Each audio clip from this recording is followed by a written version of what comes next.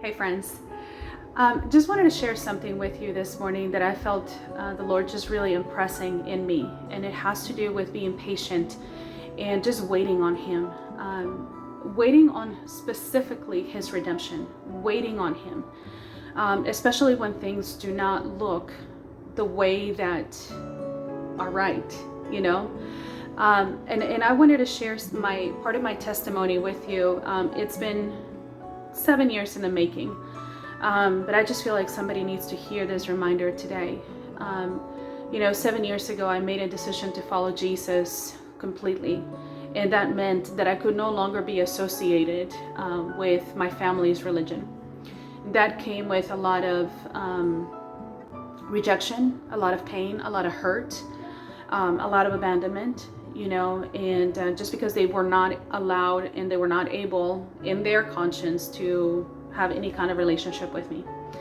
And so the reason why I'm sharing this with you is not to focus on that, but to focus on what God does when we stay just really, really close to Him, when we allow Him to take our pain, when we allow Him to take the rejection, when we allow Him to take all of these things that are feeling so bad in our hearts, in our souls, and He really does take them. He really takes them and He does something beautiful with them.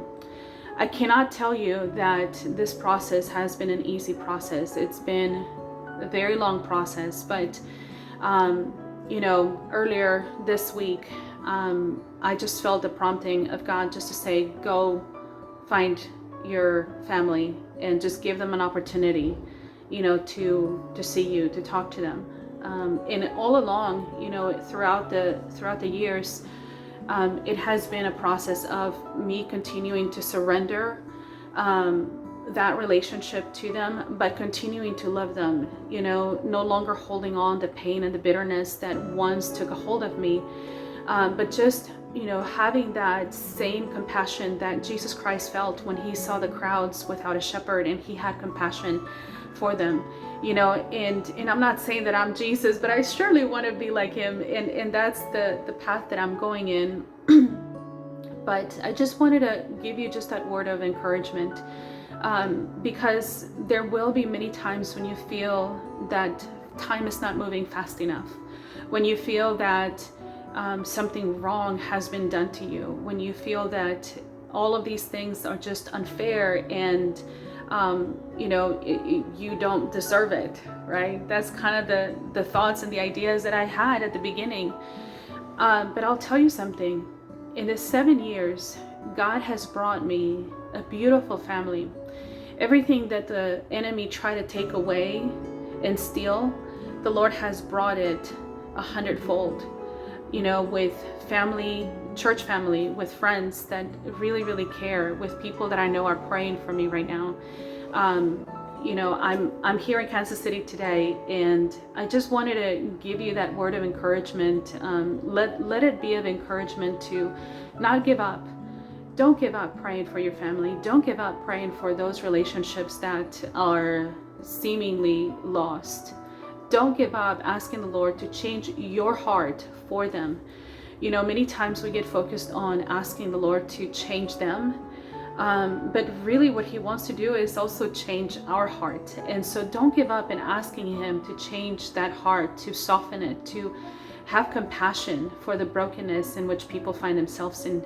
And when He tells you to go find them, to go seek reconciliation, to give them an opportunity, the outcome is no longer up to you, because you have already forgiven them. Whenever they experience a questioning or not sure whether or not they want to see you, it's okay, because your heart has already been placed in the right direction, which is towards Jesus Christ. He is the one that redeems everything.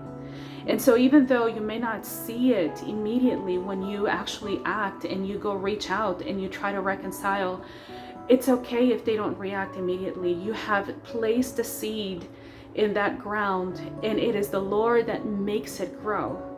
It is Him that brings about the conviction, not in our timing, but again in His. And many times He will use you to bring about this beautiful thing, and to show what love looks like, to show what compassion looks like, even when you think that people do not deserve it. Still do it, because you don't do it because of them. You do it because of your own identity.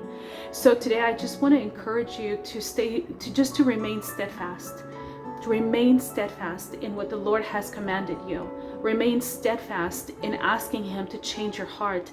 Remain steadfast in standing in the gap for the family, for friends, for neighbors, for co-workers, for bosses, for people that do not understand the love of Christ. Stand in the gap.